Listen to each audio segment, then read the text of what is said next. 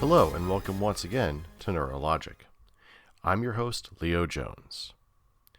A few months ago, I was invited to a local middle school to give a presentation on the topic of passionate questions, specifically about being autistic, being an advocate, and the struggles that come along with that, along with, of course, some victories. A quick background on passionate questions. These are project-based learning activities encouraging students to ask passionate questions. These are questions that drive individuals to research solutions to the problems they choose to confront. Even though I've presented before, I was honestly nervous about speaking in front of students. To me, it matters a great deal because, unlike adults, students tend to be much more open to differing ideas and perspectives, and ask much more direct questions instead of ones that adults ask. Despite my mouth being frequently dry and speaking in an environment I'm not used to, it seemed to go well. So well that I stayed for nearly the entire day, meeting a lot of students and presenting to more than one classroom. It felt like there was so much to discuss, so much to talk about, but not nearly enough time. If I could do this for a living, I would. And while there was time for questions from the students, it is generally understood in the disability community that some questions, the really awkward, tough, embarrassing ones, are just never asked, even though most people are aching for an answer to them. So I contacted the teachers who invited me and asked if they and the students wouldn't mind if I answered their written questions in a future episode, and they agreed. As such, I will be answering all the questions they sent me as candidly and directly as possible, but may not provide a complete and full answer. The majority of the questions are centered around what autism is, how autistics function, etc., but a lot more regarding me, the way I grew up, how I got my diagnosis, and more. So let's begin then with some of the easier questions. First one is, how is autism defined? Is it part of everyone's brain to have autism? So here's the thing. The very definition of autism is continually being updated, reworded, and redefined. I have here two definitions, one from the Autism Society and another from Professor Nick Walker, a fellow autistic professional and educator. Here's the definition from the Autism Society. Autism is a complex, lifelong developmental disability that typically appears during early childhood and can impact a person's social skills, communication, relationships, and self-regulation. Autism is defined by a certain set of behaviors and is a spectrum condition that affects people differently and to varying degrees. There is no known single cause of autism. Following that up, here's the definition from Professor Nick Walker. Autism is a genetically based human neurological variant. Autism is still widely regarded as a disorder, but this view has been challenged in recent years by proponents of the neurodiversity model, which holds that autism and other neurocognitive variants are simply part of the natural spectrum of human biodiversity. Ultimately, to describe autism as a disorder represents a value judgment rather than a scientific fact. You may have heard of similar conditions or disabilities such as PDD-NOS or Asperger syndrome. Both are part of what is now referred to as Autism Spectrum Disorder or ASD. This change was made in 2015, despite significant controversy regarding how autism is defined, for a whole lot of reasons that would take another episode to cover. Moving on to the next question. How do autistic people handle their autism? This is kind of a broad question because autism being a spectrum disorder, not every autistic person handles themselves in the same way. Some of us may stim or use various sensory items that feel good to the touch, whether it be a blanket of some sort, a soft stuffed animal, a fidget cube, or even a textured item made of rubber or other flexible material. Noise-canceling headphones are very popular among a lot of us, as loud, crowded, and harsh noise can cause us to lose focus, become overwhelmed, and be unable to function due to the inability to block out all that sound.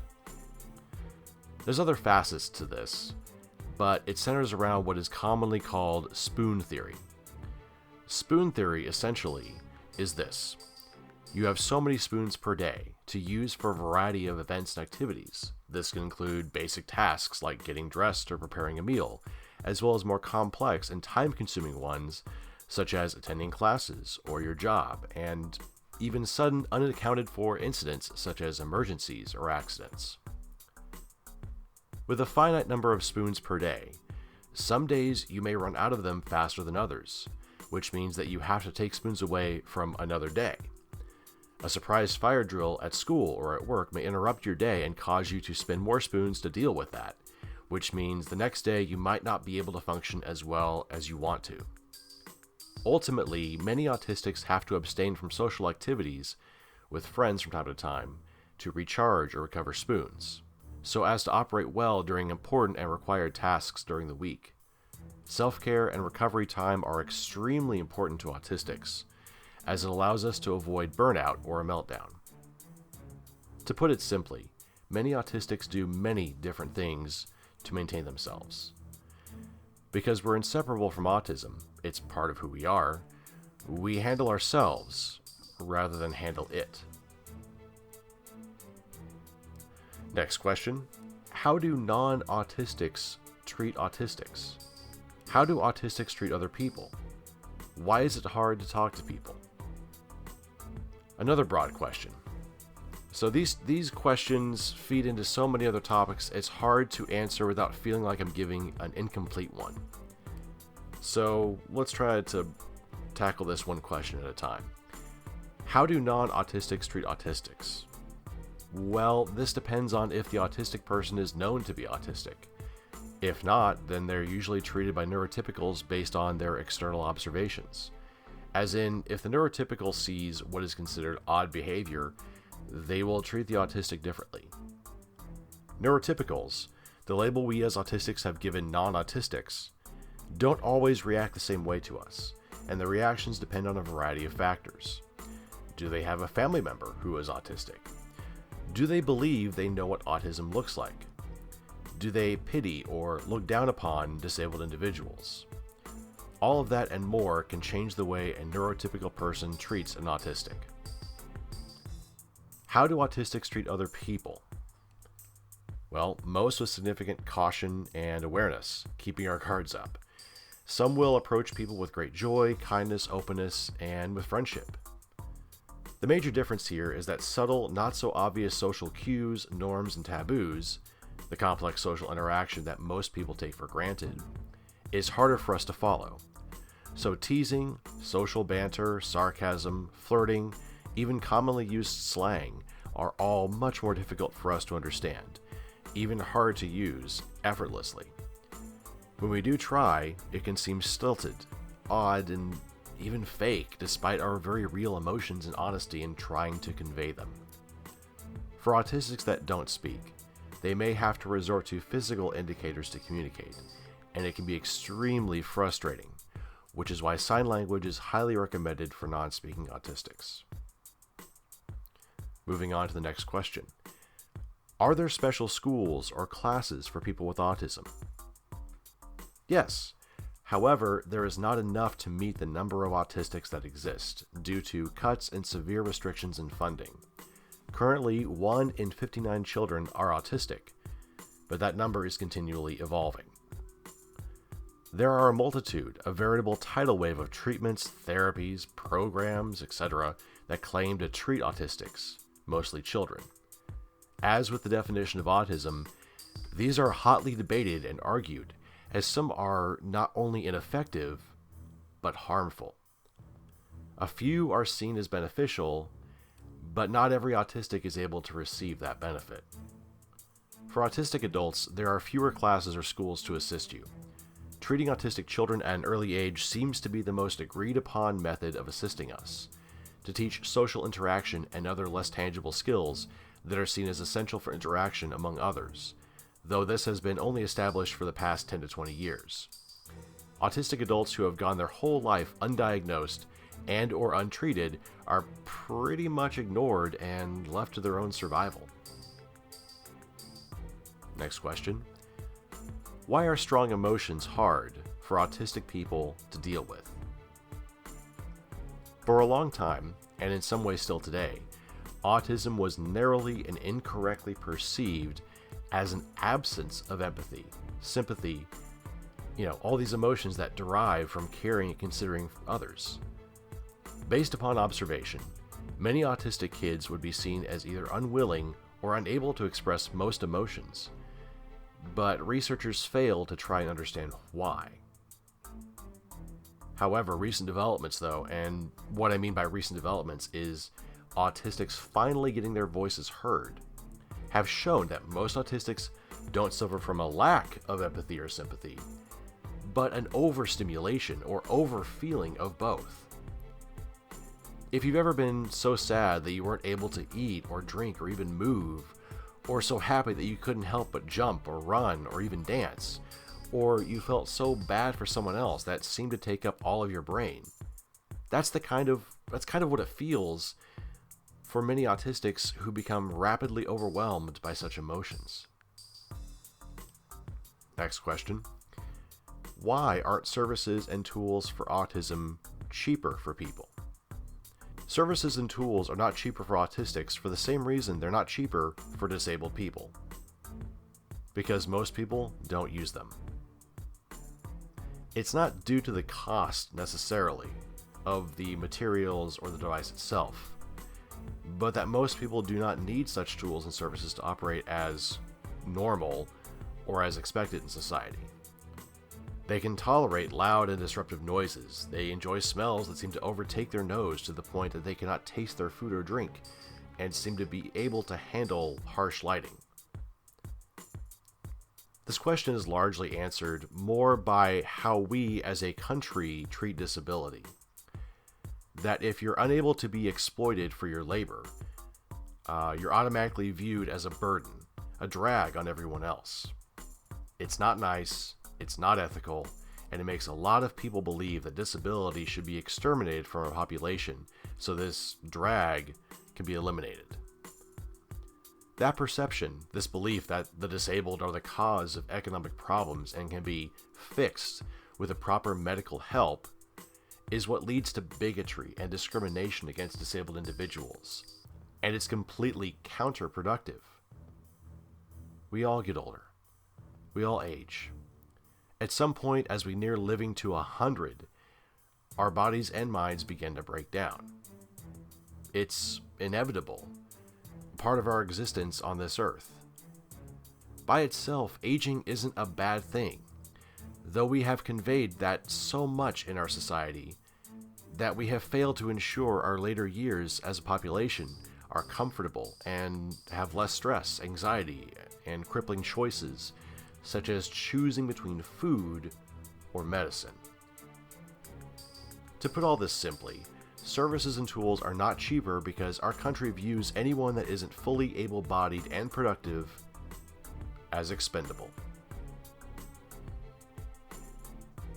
Moving on to the next question. Where do the sensory issues come from? Depending on genetics, environment, and a variety of other factors, sensory issues are largely a part of autism. How they are presented, as in what the person is sensitive to, can be different from one autistic to another. For some, these can develop to be more acute, as in more pronounced, more sensitive, over time. Others seem to be able to adapt to tolerate such sensory issues more as they get older. Sometimes new sensory issues can surface as people age, though this is rare. Finally, some sensory issues may appear out of nowhere due to environmental or situational occurrences, as in the first time an autistic person attends a concert or goes to an event with lots of harsh lights and crowds. This isn't spontaneous.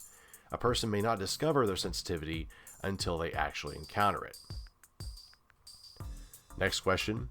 Why is it more common for boys instead of girls? Now, this question seems like it would have a complex answer, and for some researchers and neurotypical autism experts, they will concur with that statement. They're wrong. autism is not more common for boys instead of girls. Decades, and now going on nearly a century, of biased research and researchers have caused you and many others to believe what is a flawed hypothesis. I mean, it's not your fault though, so don't feel bad that you assume that more boys are autistic than girls. According to official estimates, boys outnumber girls with autism by 4 to 1. More specifically, 10 to 1 for low support needs autistics. But that number and previous research is shaped by how autism was studied, especially very early on. From old research, boys were studied primarily, almost exclusively, to gain a better understanding of autism. And instead of challenging that, it was just assumed that autism was only found in boys. It's taken a long time to correct this assumption, and we're still fighting it to this day.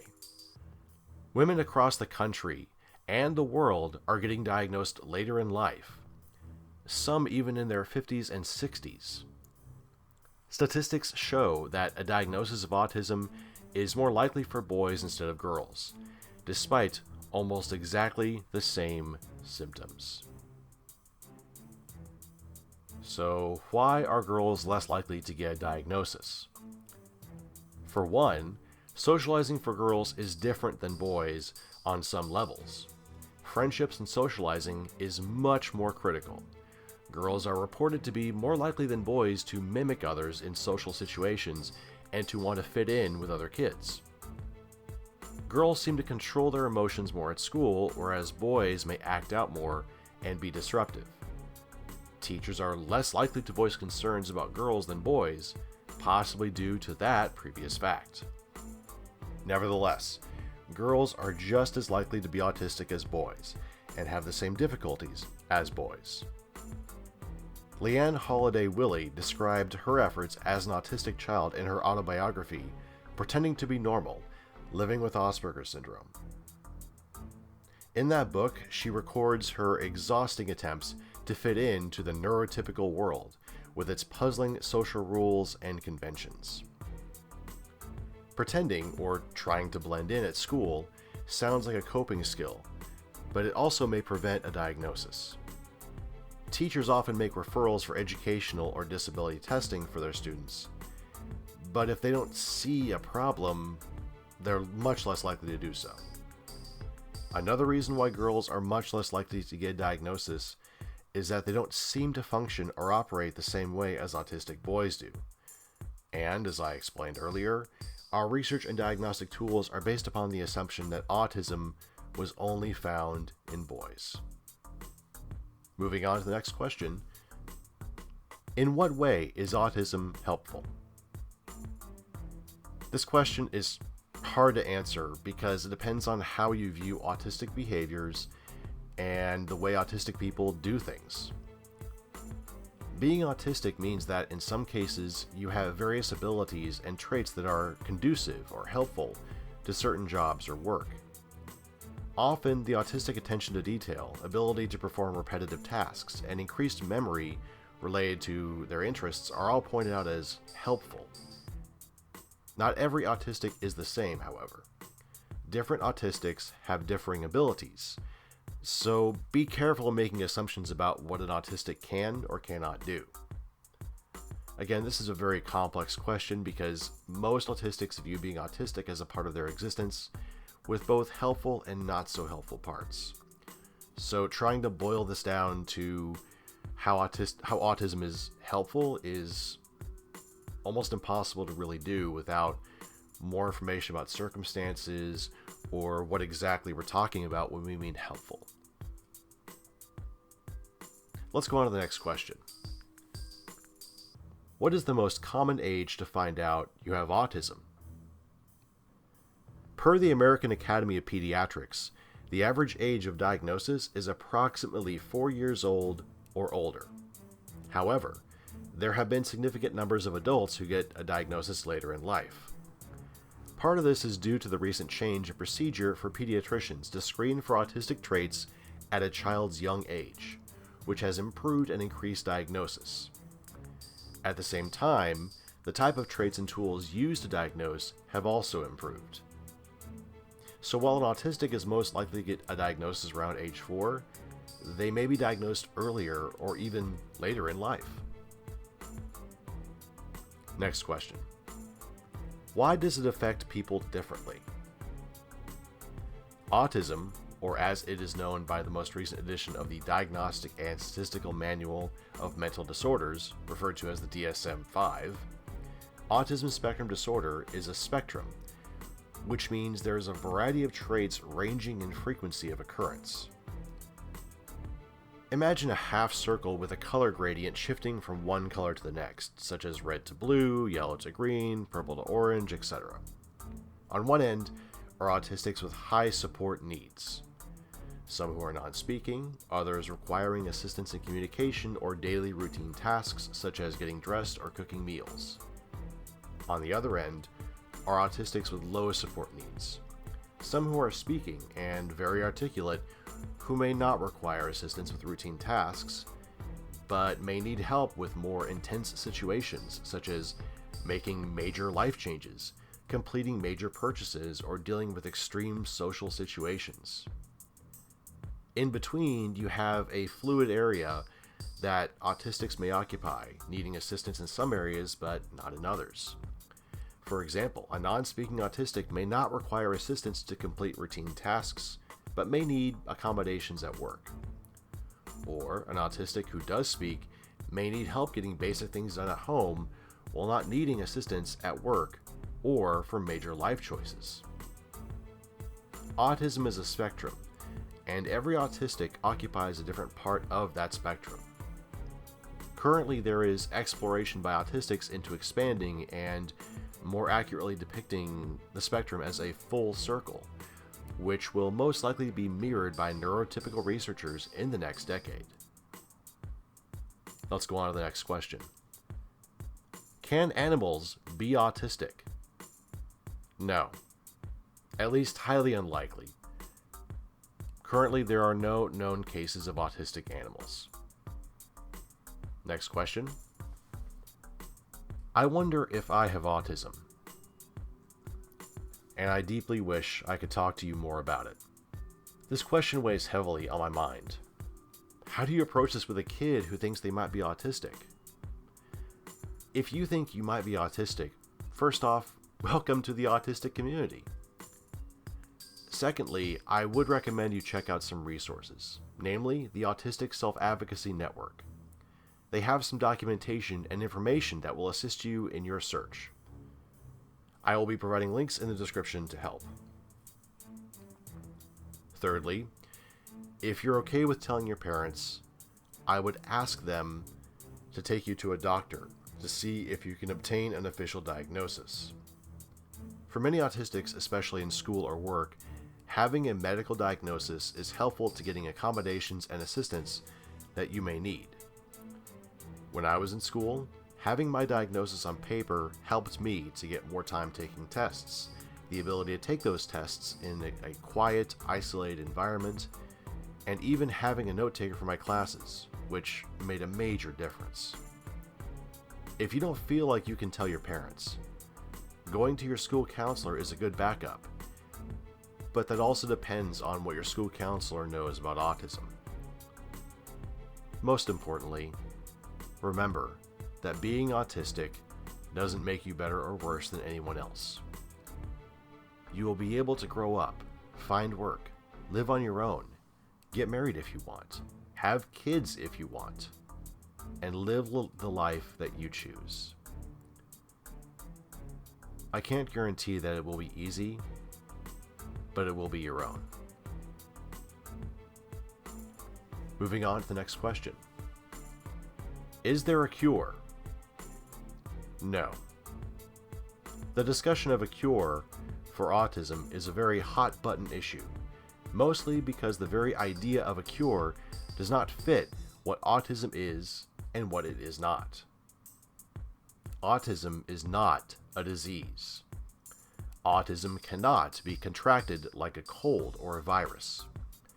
It is a federally recognized disability, But the most disabling parts of autism are caused not by autism, but by the society and community surrounding autistic individuals. Autism is a part of who we are as autistics. It is as ingrained to our identity as our gender or our personality. Therefore, as autistics, we know of no other way to be. So even if there was a cure, most autistics would not take it. After all, changing a fundamental part of who you are into something that is completely different is not something anyone would want to do. It's a terrifying prospect with no guarantees and a lot to lose. Also, considering a cure is, intentionally or unintentionally, offensive, as it infers that autistics are in need of a cure, that something is wrong with being autistic, that autism is a problem that needs a solution. If being autistic was common and being neurotypical was as uncommon as autism, would there be a similar search for a cure for neurotypicality? And what would that cure even look like? Instead of pursuing some sort of cure, autistics want better accommodations, better accessibility, and are pushing for inclusion and acceptance in a society as a whole. Autism looks less and less like a disability when our needs are met. And considering how often the tools we use to improve our own lives, fidget devices, weighted blankets, noise-canceling headphones, etc., are adopted by mainstream neurotypical society, there is no excuse nor reason to keep researching a cure. There are efforts to provide a better diagnosis through blood or saliva tests, but currently both have unacceptably high inaccuracy rates of 10 to 15% and prohibitively high costs that are not covered by health insurance. Moving on to the next question. How do adults find out if they're autistic? Adults find out in somewhat similar ways to children when it comes to a diagnosis. The only difference is that adults usually have to go out and get the diagnosis themselves, unlike kids whose parents may pursue a diagnosis, or their pediatrician who may suggest screening based upon various indicators. Some adults never find out they're autistic. Instead, they may be seen as quirky, odd, weird, even called antisocial, despite actually wanting to interact with others and liking other people. Autistic adults not diagnosed as children face a harder path to an official diagnosis, if they even get it at all. And having that diagnosis be taken seriously later in life is similarly difficult. Next question. Why didn't anyone help you as a kid with your disability? This question kind of assumes they didn't, so it's not entirely inaccurate.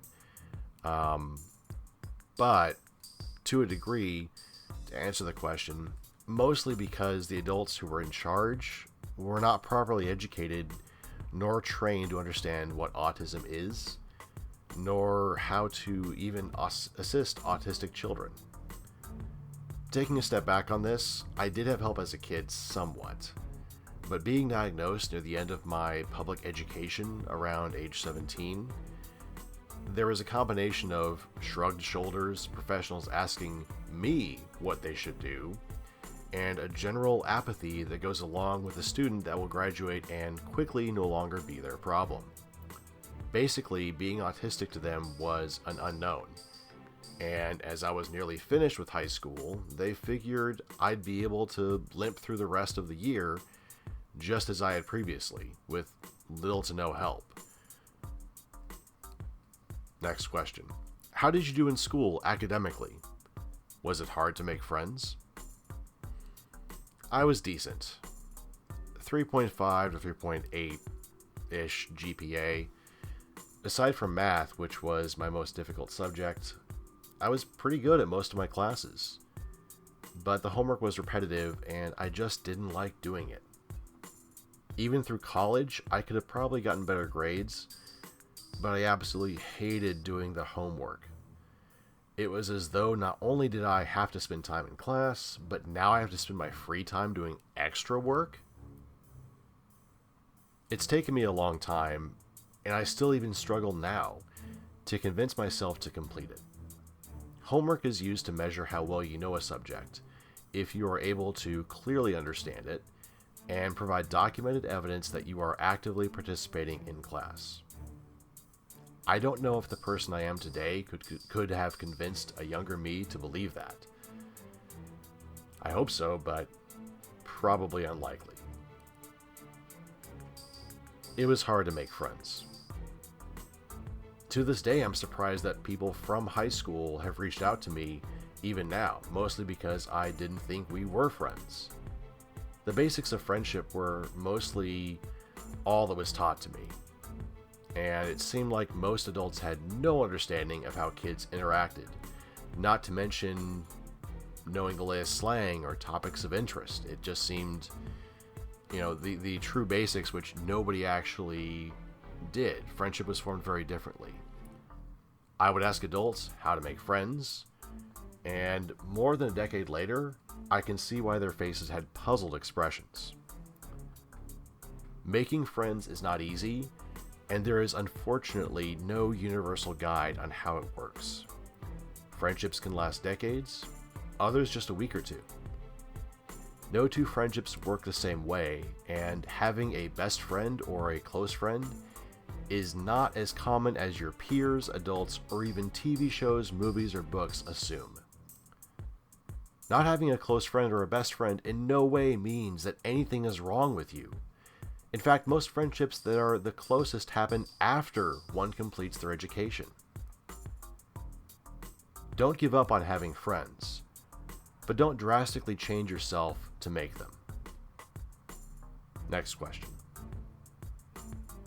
Was it hard facing people at school? Not necessarily. Due to HIPAA laws, my medical conditions were confidential, which included being diagnosed as autistic. I don't think I told nearly anyone about my diagnosis, so school pretty much went the same way it always had. Let's go on to the next question. How did you tell your family? Well, pretty simply, they already knew. Being diagnosed as a minor meant my parents were in the room when I was diagnosed, so there was no coming out, at least not to them. I'm not very close to my extended family, as they branch out across the country and we all keep to ourselves for the most part. But if I did tell them, I handled it in the same way I would inform a friend. Explain what autism is, what diagnosis means, and answer any questions that they may have. Let's move on. Are you able to control your disability? Well, this reminds me of some other questions we've had so far in this, talking about how autistics control their disability. So I don't know if I'd actually call what I do that. I don't know if I would say I control my disability, but I understand what you're trying to ask. There are things that I do that aid or help me function. When it comes to my autistic symptoms, sometimes I have to leave social events early, or in some cases avoid them altogether just so I don't have a meltdown the next day, or even the same day. Sometimes I'll wear noise-canceling headphones in certain environments to cut down on sensory overstimulation. And I have a few fidget devices that are helpful in managing stress and anxiety at work. But sometimes I am not able to make my mind and my body do what I want them to do, and that can be difficult and frustrating. It doesn't happen all the time, and mostly only in high-intensity situations, or when I'm exhausted or overstressed. So, in the way of how I control my disability, I try to find ways to mitigate and avoid meltdowns or overstimulation, that sort of thing. Moving on to the next question. What kind of help do you need? This has changed as I've grown older. I take melatonin to help me fall asleep. Otherwise, I would probably stay up for hours and get very little of it. My brain doesn't turn off on its own. I can be laying in bed, eyes closed, ready to drift off, but I'll be involuntarily thinking of all kinds of stuff well into the night, and I've never really been able to stop it. As I have a job in my own place, earning above the poverty line, I no longer qualify for the assistance I had when I was younger, such as a job coach, a counselor, and other tools I used in school. However, it has become more relevant and more urgent that I find a therapist at this point in my life, and I'm currently searching. There's nothing wrong with finding a therapist or seeking one out. However, I've had a lot of difficulty trying to find one that not only I can afford, but understands what autism is, and from the social model of disability, not from the medical model. So that search is still ongoing, and if that changes, I may even do another episode about it. Let's go on to the next question. Do you get help while you're at work? Does your boss understand that you're different? The answer to both questions is no. I get no help at work because I have not disclosed my disability to my bosses, which answers, of course, the next question that no, my bosses do not understand that I'm different, at least to the point of a disability. To be honest, most managers and employers have little to no idea how to work with autistics, so sadly I've found it to be wiser to not disclose unless it is absolutely necessary. It's disappointing, but at this point I don't know that's going to change anytime soon. There needs to be a lot of work in the public and private sectors, to the point where there needs to be a much clearer indication of discrimination, because for a lot of autistics, they can be denied a job, they can be passed over for a job, they can even be terminated from a job for things that are beyond their control, but they're not getting their due or their consideration for having a disability. And because autism affects social interaction primarily, that causes problems at work maintaining employment or even getting employed. Let's go on to the next question. How do you help people that struggle like you now? I don't like the word struggle. That implies that one's entire life is a struggle. And that's very hard to kind of answer. So I'm going to kind of answer this from the perspective of how do I try and assist other autistics and autistic allies. So we'll go from there. I used to lead 2 organizations that would raise acceptance and advocate for policy and legal change to ensure that social welfare programs were doing more for autistic kids and adults. I even lobbied on Capitol Hill a couple times. It was kind of fun, but honestly, you never know if you're actually being heard or just kind of placated. At this point, I use my voice to talk about issues that affect autistics, ones that are rarely discussed on TV or in the news. Issues such as sex, police interactions, suicide, autistics of color, media representation, and much more. Hopefully, one day I'd like to try again with a new organization to push for political change and have a much more profound presence in the city and state where I live. But today's not going to be that day. Let's go to the next question. Do you tell people you have autism? When? How does that usually go? Not usually. I'm not sure how many people are aware I'm autistic, even among my friends. Mostly because being autistic and being viewed as autistic are vastly different things. And once you disclose your diagnosis, there's no going back. For those I do tell, it takes a lot of spoons, or functioning effort. If you remember, I described spoon theory earlier, then this applies here. To gather the courage and resolve to tell them. How will they react? Will they treat me differently? What's their position on autism? Have they ever met someone autistic before? Are they going to start buying me puzzle piece stuff? How will my relationship with them change? Among my close friends, it's gone pretty well. Some have questions, and I'm open to answering them because I trust that they won't ask demeaning or bad faith questions. Others, well, it's more difficult to trust. Let's go on to the next question. How does autism affect your everyday life? Okay, this is pretty personal, so I don't think I'm going to list everything here, but some things of importance. Hyperfocus. Not in a way, though, I can fully control. Great attention to detail, but again, not in a way that is easy to manage and moderate. Social situations still are problematic. However, the problems I have seem to go almost unnoticed by others. And with sheer irony, being able to maintain focus enough at home to get tasks done is incredibly difficult. I have to make lists just to remember the things I wanted to accomplish that day. And I use a color-coded calendar to track various events and other larger tasks to get done.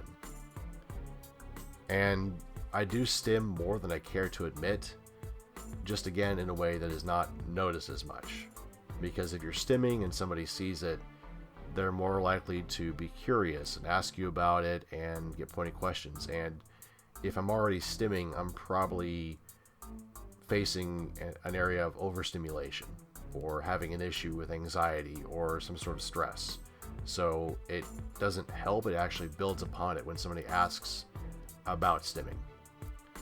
So it can be very difficult. My memory is not great. I have, like I said, I have to write things down. I have to organize things. I have to often plan things in advance, even something such as taking a route to work or going to a friend's house.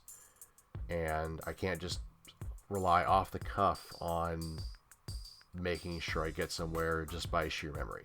Some places it's easy to remember, but a lot of them it isn't. So it can be very difficult. Others, and this is something that is very common in the autistic community, is that there is a perception that even though you seem to be well liked, people are judging and making fun of you behind your back. And it's a small form of paranoia that is not entirely unwarranted, but there's no way to fully assure myself or even others who are autistic that this isn't happening, because it has happened before, and often many of us have faced this. So it can be very difficult, some of the challenges we face, but oftentimes those are compared to other high support needs autistics, and our challenges are deemed to be inconsequential or insignificant because we are able to get dressed and have jobs and have friends.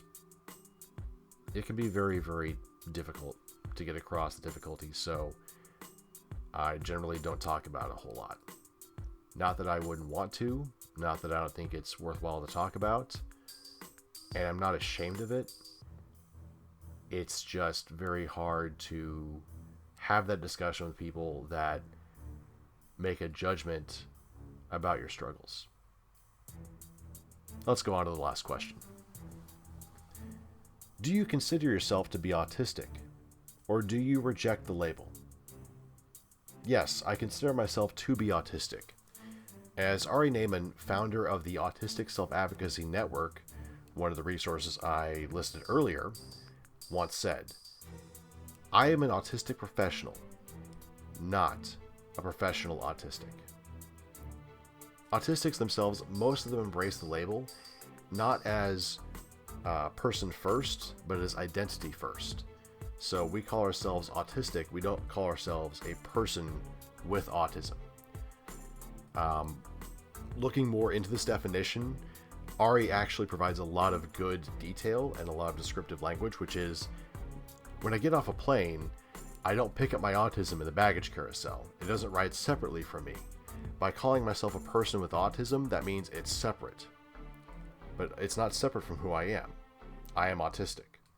In that same vein, I also consider myself to be autistic and view it in the same way. Where I go, my autism goes. I am autistic. It's a part of who I am. One of the things that I will often cite to groups and people and individuals is that when they say, well, what's it like to be autistic? I don't know. I've been autistic my entire life, which means that I don't have a basis of comparison to neurotypical functioning. What I do know is that I function in a certain way. There are judgments made against that. There are perceptions made against that.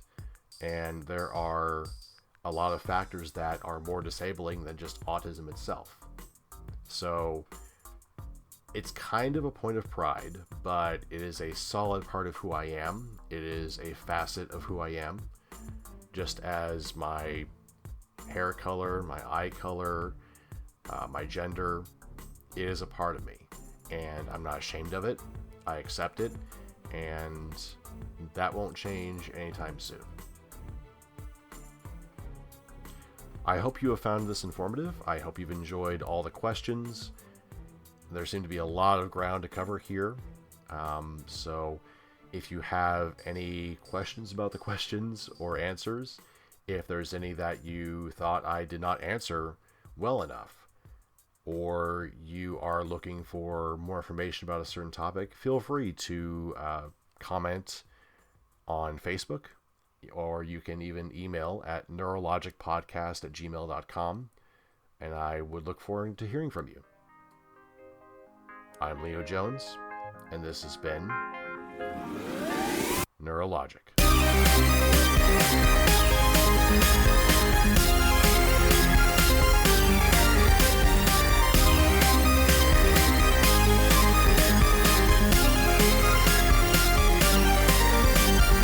Neurologic is licensed under a Creative Commons Attribution Non-Commercial No Derivatives 4.0 International License. To view a copy of this license, visit creativecommons.org/licenses/by-nc-nd/4.0 or send a letter to Creative Commons, P.O. Box 1866, Mountain View, California 94042, USA. Neurologic uses the song Furious Freak, created by Kevin MacLeod, for its intro and outro music. Visit him at incompetech.com. Furious Freak is licensed under Creative Commons by Attribution 3.0 license, creativecommons.org/licenses/by/3.0. You can reach Leo Jones and Neurologic by email at neurologicpodcast@gmail.com.